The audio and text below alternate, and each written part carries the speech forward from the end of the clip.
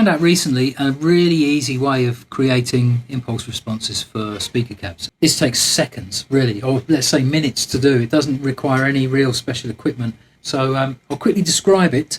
It involves using your DAW, something like Pro Tools, whatever Logic. I mean, I'm using Pro Tools, so it's easier for me to explain with Pro Tools. We're going to just create some blank audio, and we'll make it one sample big. There you go, look, just that, that's it. One sample. Okay, so we'll highlight that. And we'll come up in Audio Suite. And we want the signal generator. Let's try white noise. Level, I'll put it at 20 just in case there's any horrible noises. Minus 20, that's fine. And we just render it. Donk. Okay, so we've got something here now. We've zoomed all the way into one sample. You can't really see anything there. It's very quiet. So let's normalize it now. And let's put it up to minus 1 dB. Render that. Okay, now you can see there, that line. So there is something there. Now if I just play this back, you hear that? A little click. Okay, let's put that right at the beginning of that timeline. Okay, 30 millisecond area to record, and here's a destination. I've already got this rigged up. So this track here is going out output 3, and I've got a cable coming out of output 3 on the interface, and it's going into the effects return of my amp, my Hoptone Britwind. Input 1 is the microphone from my ISO cab. It's coming back in, that's all turned up. And if I then just record this little short space. Okay, you didn't really hear or see much there, but I can see there's something there. If I go and normalize this now to make it as loud as possible, we have a signal. There we go, look at that, there's a signal there. And this is what it sounds like. It's that same click, but it's now the sound of the speaker. I'm going to reduce that to 20 milliseconds, and I'm going to call it Orange Voice of the World ISO, because that's basically the best description I can think of. And then I'm going to export it to the folder of my choice. What I'm going to do now is compare the sound that I normally use, my mic'd up speaker inside the ISO cab, with the impulse response I've just created. So I'm going to use a bit of guitar I've recorded into a looper so that it's exactly the same performance each time. I'm guessing they'll be pretty close, because the only difference is that one is a moving speaker in real time being picked up by the microphone, and the other one is a tiny snapshot of that. Now the good thing of this is I really like the sound of this little tinny tiny speaker when it's inside this ISO cab, because it doesn't sound tinny and thin in here. It sounds a lot bigger than it is. And sometimes I think, wouldn't it be great to take that cab to a gig to get that sound? So then I've actually got my actual recorded guitar sound, which I've spent a long time shaping and tweaking to my liking. So let's try it.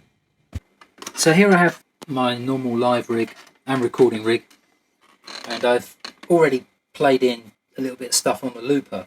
So what I'm going to do, I'm going to play the looper back and record first of all the DI'd signal coming from the Britwind into Pro Tools, and that's with the cab sim turned off.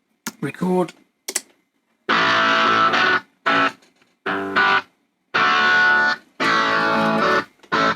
going to play that again, exactly the same again, same settings, everything, except instead of the DI, I'm going to turn down the DI, which I've got them both mixed on this box. So turn down the DI, and I'll turn the microphone up.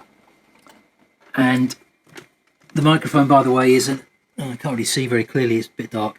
There's an SM57 in there, and that is an Orange Voice of the World 8-inch speaker that came with one of those little 8-inch orange speaker cabs. So that's my ISO cab there.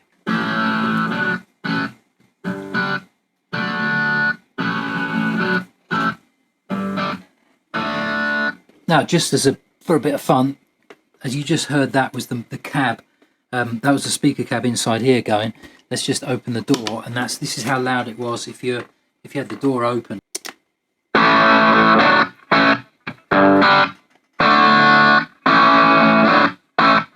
So quite a bit louder with the door open. So anyhow, that's how I normally record my guitars. Okay, so now here we have the two identical loops that I've recorded into Pro Tools. This one at the top is the raw DI with no cab sim on it, and this one is the real mic on the speaker. Okay, before we do anything else, let's line them up. Okay, so now they start and finish in exactly the same place. So let's just play back the DI. Okay, there it is. Now let's play the DI with the IR on it. Let's open up my IR temp. There it is.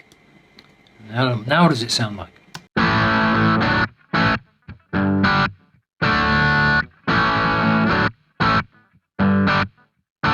Okay, mate, make it a bit louder. Why not?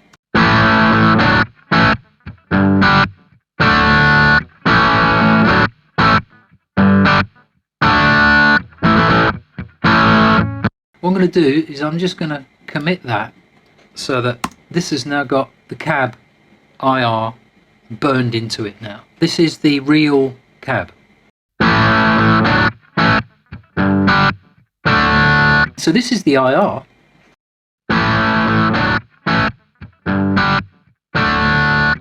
I'm really impressed with it. Well, there you go. Another little thing that we've learned today. So I hope you enjoyed that little experiment. It wasn't that scientific, but it did the job. And now I've created some simple impulse responses for my ISO cab, my custom 1x12 cab, my Tone Tubby 1x10, and my Jensen 1x10. Now I've got them loaded into my computer, so if ever I want a slightly different flavour of sound quickly and easily, I've got them now. I thought the impulse response was hardly any different from the mic'd up speaker. So the plan now is to see if I can get hold of a cheap IR loader pedal and load in my recorded sound from home and see how it sounds at a gig. So in summary, this was a success, and I recommend you try it yourself because it's easy to do. You don't need any extra or special equipment to do it. It's easy and it's fun. Capture your favourite speaker cab. Happy capturing.